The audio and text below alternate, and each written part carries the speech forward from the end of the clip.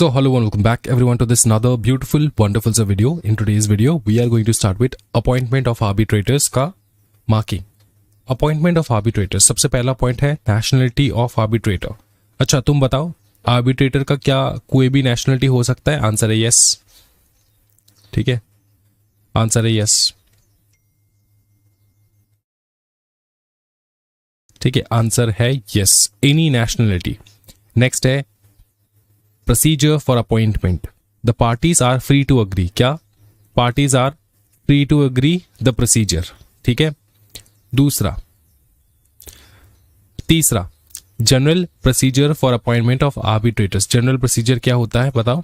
हाँ जी, हम लोग दोनों पार्टी एक एक आर्बिट्रेटर्स को लेकर आएंगे. दोनों आर्बिट्रेटर में एक साथ मिलकर एक प्रिंसिपल आर्बिट्रेटर या फिर प्रिसाइडिंग आर्बिट्रेटर को अपॉइंट करेंगे. या याद है? वही है. देखो, 3 arbitrators. Each party shall appoint 1 arbitrator and the 2 appointed arbitrator shall appoint the 3rd arbitrator who shall act as the presiding arbitrator. ठीक है? Okay. Designation of arbitral institution. The Supreme Court and High Court shall have the power to designate arbitral institutions from time to time which have been graded by the council. और graded by the council ये तो तुमको पता ही है.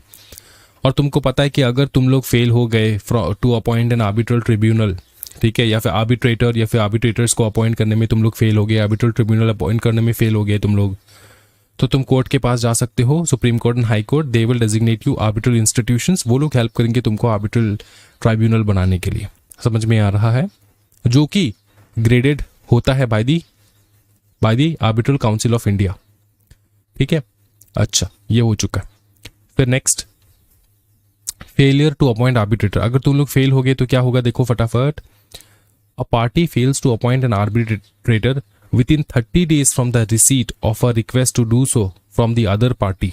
30 दिन के अंदर, ठीक है, तुमको आर्बिट्रेटर अपॉइंट कर लेना होता है. मतलब दोनों पार्टीज एक एक आर्बिट्रेटर अपॉइंट करेंगे. एक पार्टी ने दूसरे पार्टी को रिक्वेस्ट किया कि भाई आर्बिट्रेटर अपॉइंट कर ले, ठीक है, तो तुमको अपॉइंट करना होता है विद इन 30 days. लेकिन अगर तुम फेल हो गए तो क्या होगा? ये एक पॉइंट, पहला पॉइंट, अगर फेल हो गए तो 30 days. देखो, द 2 अपॉइंटेड आर्बिट्रेटर्स.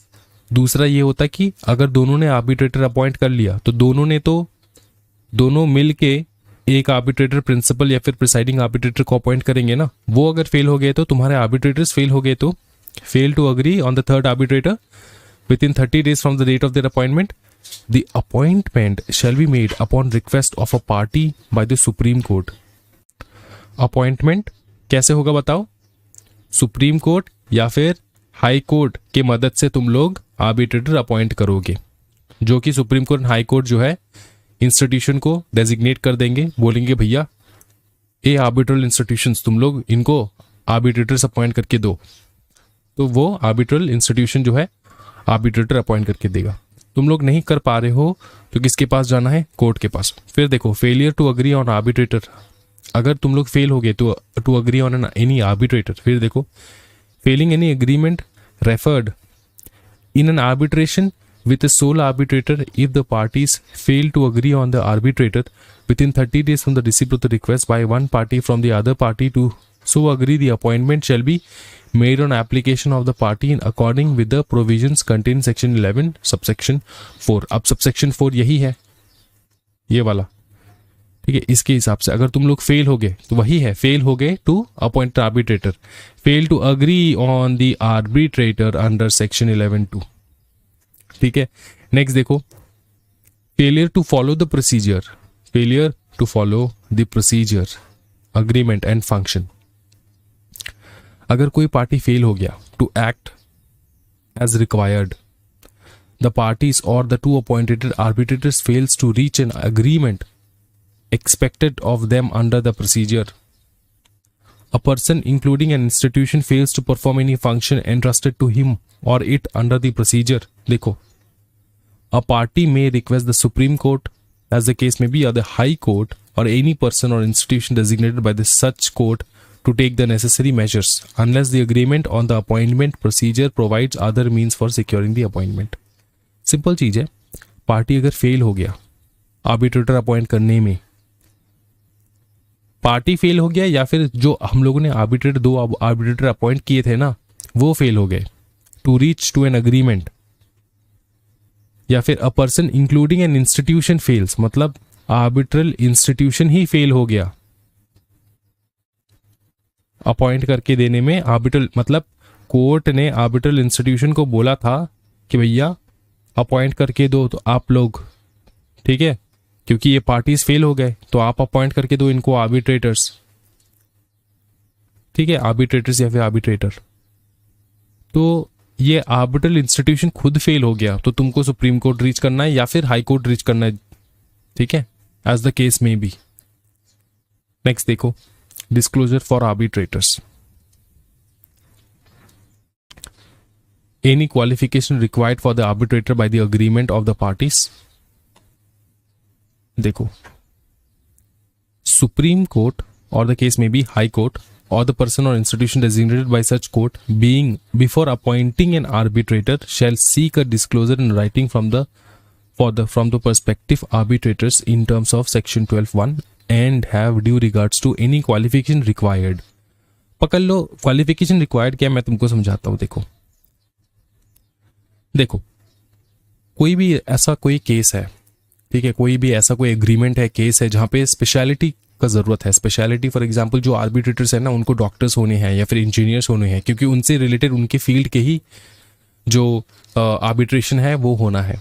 तो ये वो लॉयर या फिर एक कंपनी सेक्रेटरी या फिर एक चार्टर्ड अकाउंटेंट, ये लोग तो नहीं कर पाएंगे क्योंकि उनका स्पेशलिटी अलग है, उनका फील्ड अलग है।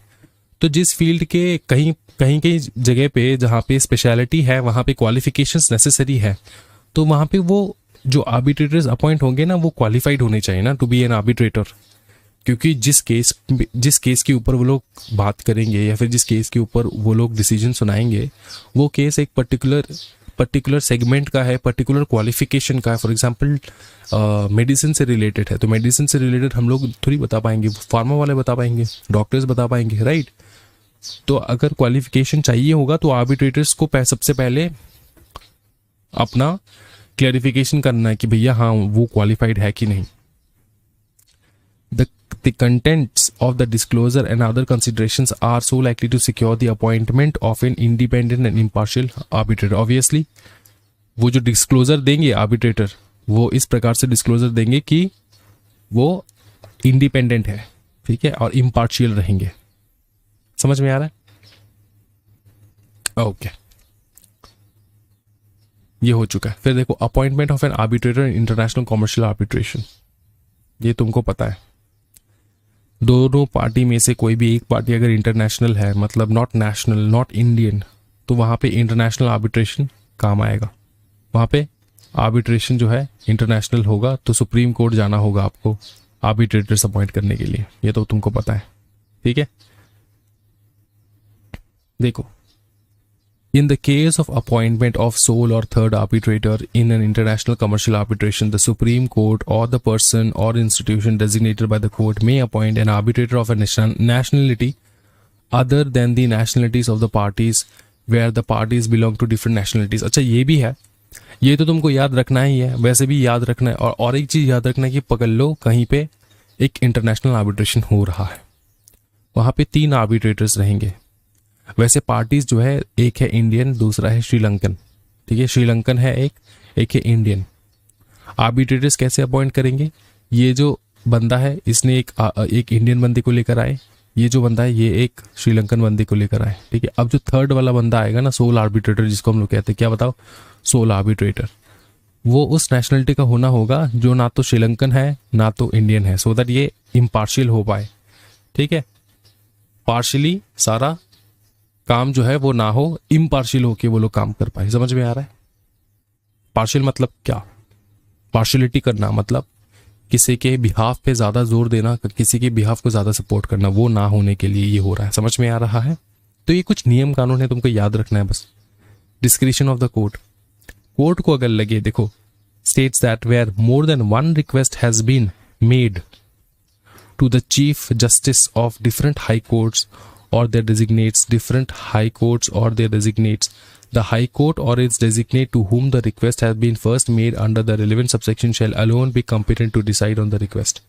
तुमने अलग अलग जगह पे अलग अलग फाइल कर रखा है, अलग अलग हाई कोर्ट के अलग अलग चीफ जस्टिस को तुमने देखो, to the chief justice of a different high court, एक हाई कोर्ट, एक तुमने बॉम्बे हाई कोर्ट में अप्लाई कर रखा है, एक तुमने कलकत्ता हाई कोर्ट में अप्लाई कर रखा है, तो जिसमें तुमने पहली बार अप्लाई किया था ना फॉर हेल्प, सो दैट अब तुमको आर्बिट्रेटर्स अपॉइंट करके दे, वो कंपिटेंट रहेगा अपॉइंटमेंट के लिए।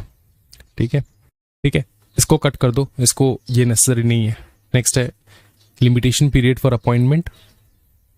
देखो, अच्छा, लिमिटेशन पीरियड का मतलब क्या होता है कि अपॉइंटमेंट करने का एक टाइम पीरियड होता है कि इतने टाइम पीरियड के अंदर अंदर तुमको अपॉइंटमेंट कर लेना होता है। समझ में आ रहा है? जो 60 डेज के अंदर आता है, मैं तुमको पढ़ा के सिखाता हूँ। देखो यहाँ पे लिखा है, provided that an application for appointment of an arbitrator or arbitrators shall be disposed by the supreme Court or the High Court or the person or institution designated by such court as the case may be as possible and endeavor such be made to dispose of the matter within a period of 60 days from the date of service of notice on the opposite party. 60 days मतलब क्या? तुम जब supreme court को request करोगे ना, application भेजोगे कि appoint करके देने के लिए आर्बिट्रेटर या फिर आर्बिट्रेटर्स, तो 60 डेज के अंदर अंदर सुप्रीम कोर्ट को या फिर हाई कोर्ट को अपॉइंट करके देना होता है तुमको। समझ में आ रहा है?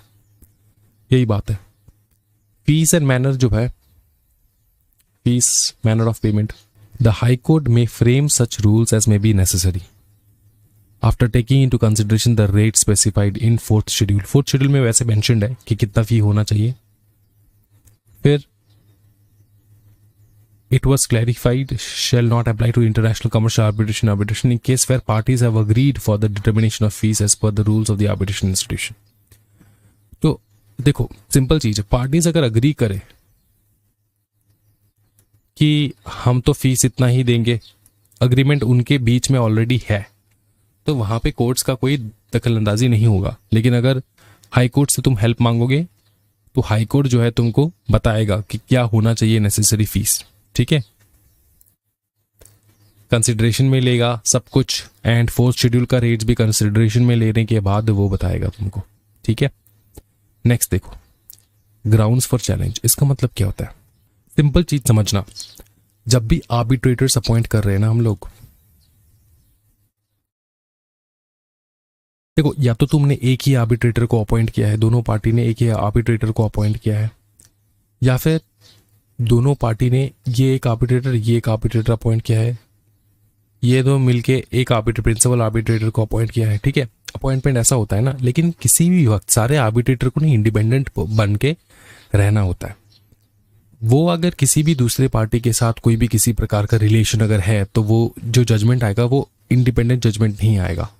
तो इसलिए यहाँ पे बोला जाता है कि तुमको तो सबसे पहले क्लियरेंस देना ही है कि provides that when a person is approached in connection with his possible appointment as an arbitrator, जब किसी भी बंदे को ना हम लोग अप्रोच करते हैं कि भैया तू आर्बिट्रेटर बनेगा मेरे लिए, ऐसे अप्रोच होता है ना, तब उसको ना डिस्क्लोज करना होता है राइटिंग में, या फिर एनी सर्कमस्टेंसेस बोल के भी डिस्क्लोज करना होता है कि अगर उसका कोई भी किसी प्रकार का एग्जिस्टिंग या तो डायरेक्ट या तो इनडायरेक्ट या फिर पास्ट और प्रेजेंट रिलेशनशिप अगर हो किसी भी पार्टी के साथ विथ और interest in any of the parties, ठीक है, पार्टीज के साथ कोई भी रिलेशन अगर हो तो वो डिस्क्लोज करे।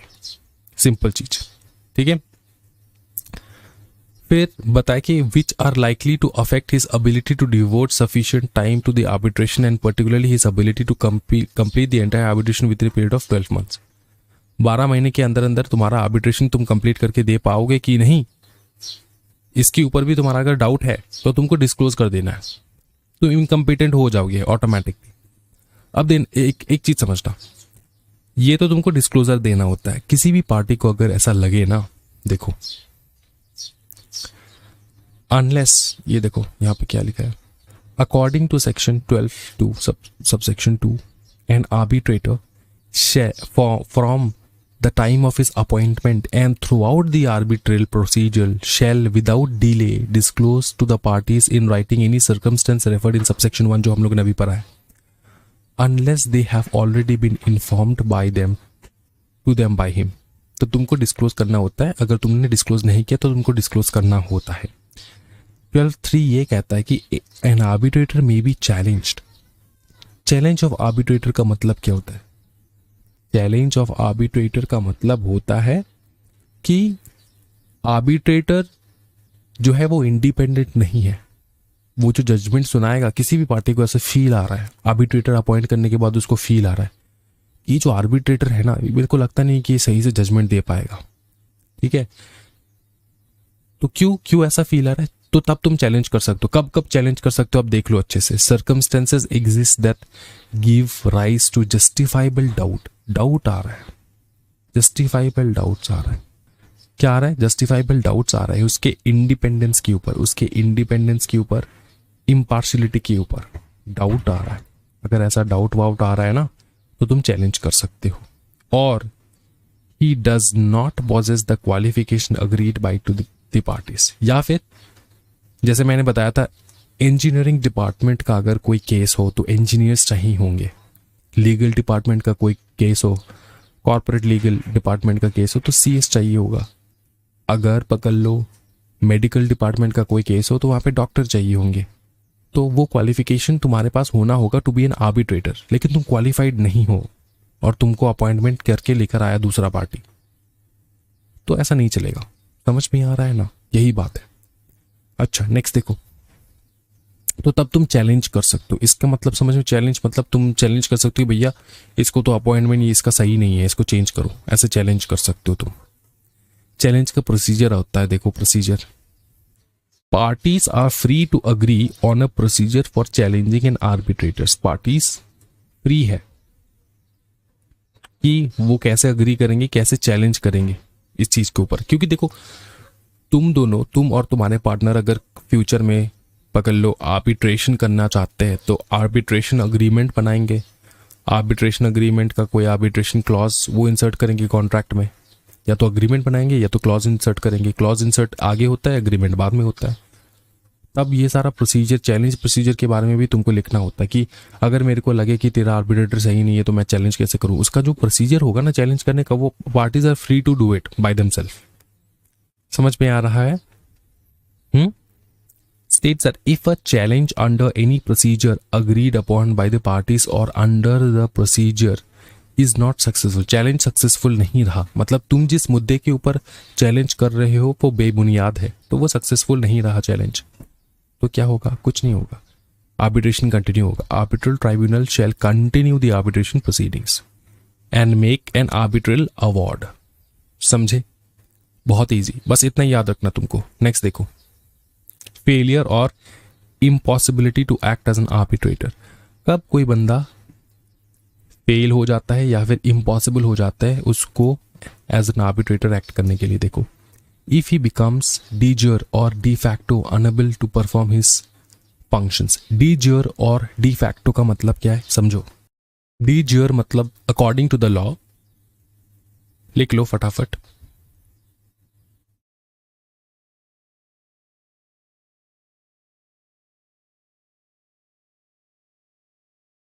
ये हो गया डी जर का मतलब। फिर है डी फैक्टो। डी फैक्टो का मतलब होता है इन रियलिटी, या फिर इन फैक्ट कह सकते हो, या फिर इन रियलिटी, असली में, इन फैक्ट। इसको हिंदी भाषा में समझो।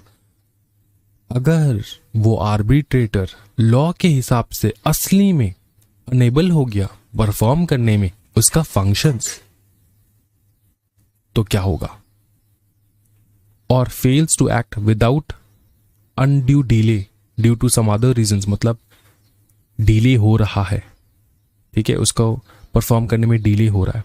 If he withdraws from his office or the parties agree to terminate office mandate, या तो वो खुद निकल गया ऑफिस से, मतलब पार्टिसिपेशन उसको नहीं करना है एज एन आर्बिट्रेटर, और पार्टी खुद अग्री करके उसको टर्मिनेट कर दिए, ठीक है, तो वो क्या हो जाएगा बताओ? इम्पॉसिबल हो जाएगा। वही उसी केस में इम्पॉसिबिलिटी आ जाएगा, right? So the mandate of an arbitrator shall terminate and he shall be substituted by another arbitrator. उस वक्त इन सारे कंडीशंस में उसका मैंडेट टर्मिनेट हो जाएगा और उसकी जगह पे कोई दूसरा सब्स्टिट्यूट आके बैठेगा। समझे? यही तुमको याद रखना है। Termination of mandate and substitution of arbitrator under section 15 देखो क्या बताया।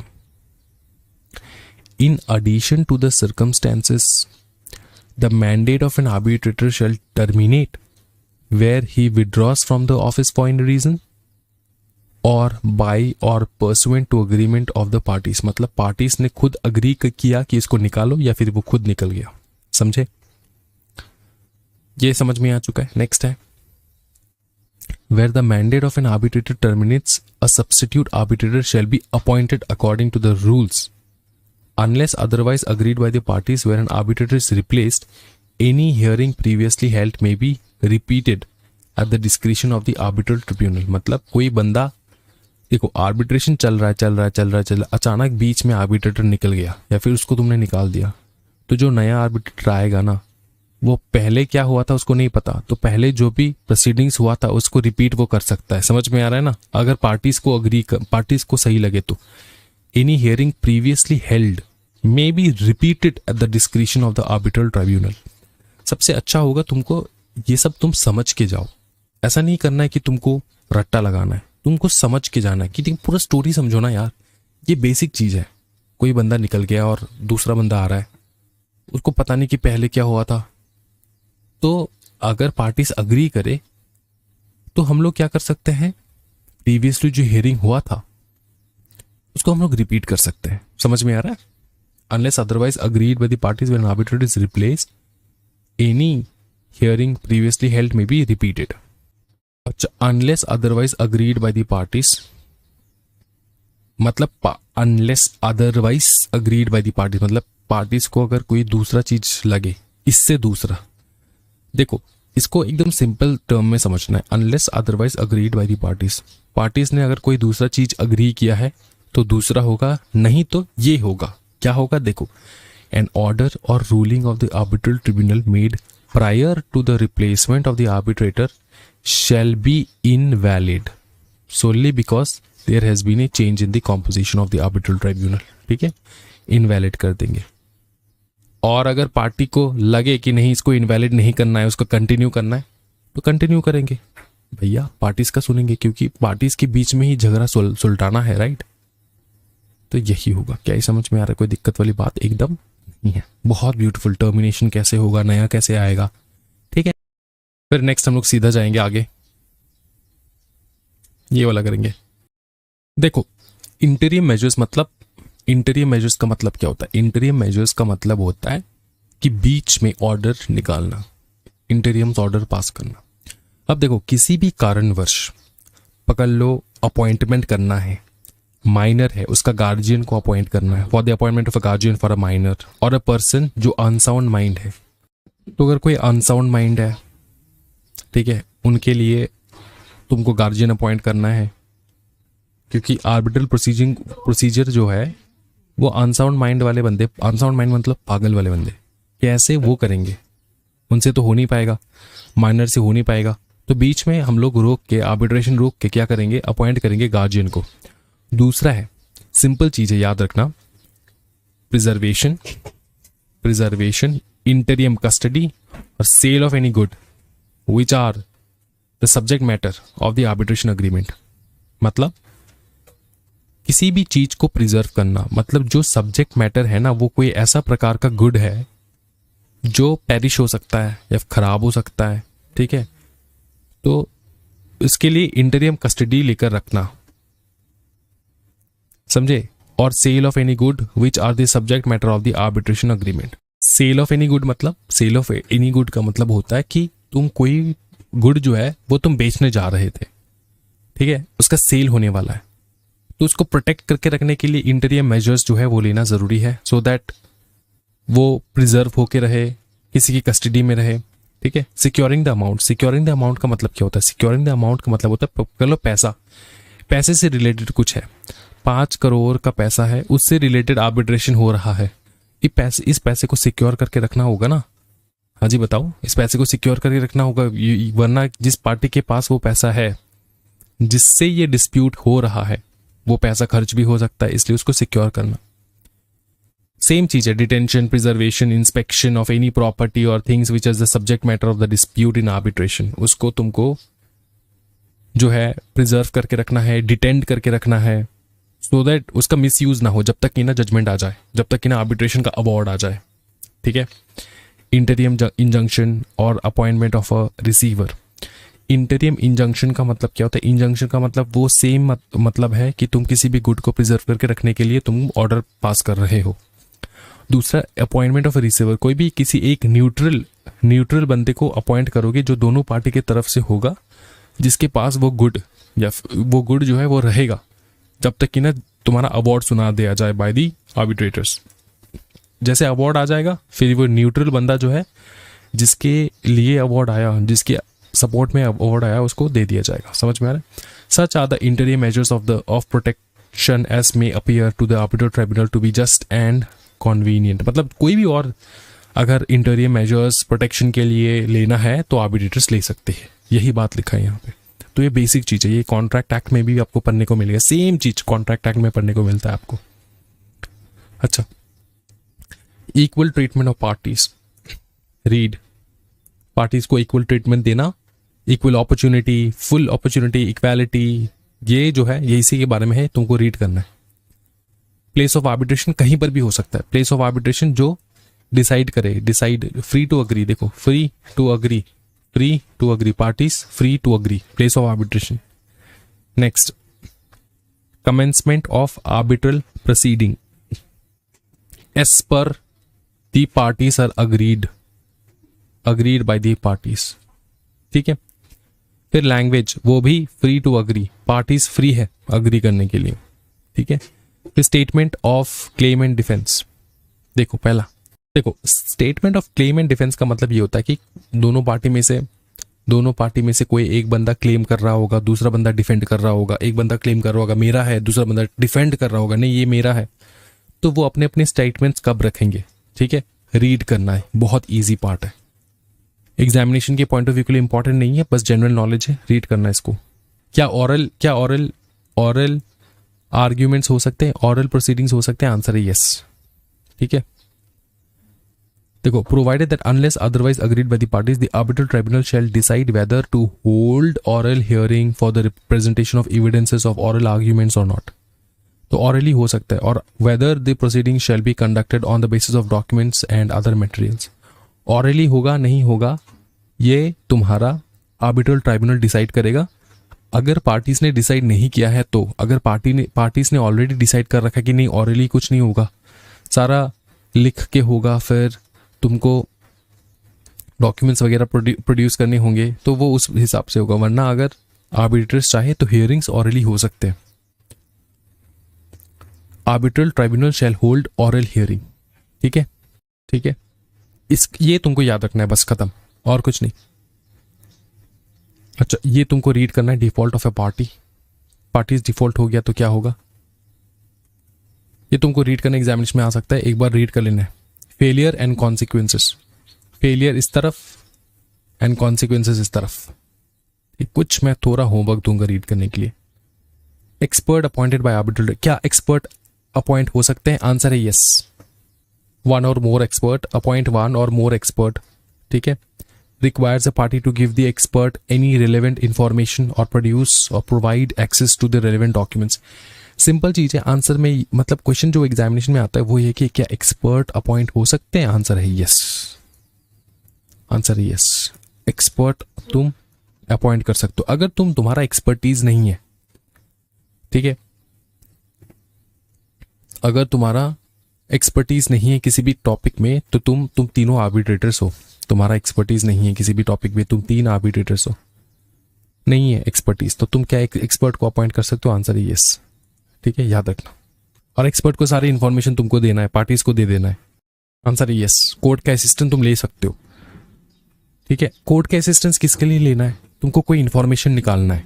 तब देखो, the arbitral tribunal or a party with the approval of the arbitral tribunal may apply to the court for assistance in taking evidence निकालने के लिए तुम ले सकते हो कोर्ट का हेल्प। ठीक है। आर्बिट्रेटर्स ले सकते हैं, आर्बिट्रल ट्राइब्यूनल जो है उसका अप्रूवल होने के बाद तुम कोर्ट का असिस्टेंस ले सकते हो। ठीक है, आंसर समझ में आ चुका है। अच्छा, एविडेंस निकालने के लिए एविडेंस किस क्या क्या हो सकता है ये रीड कर लेना एक बार।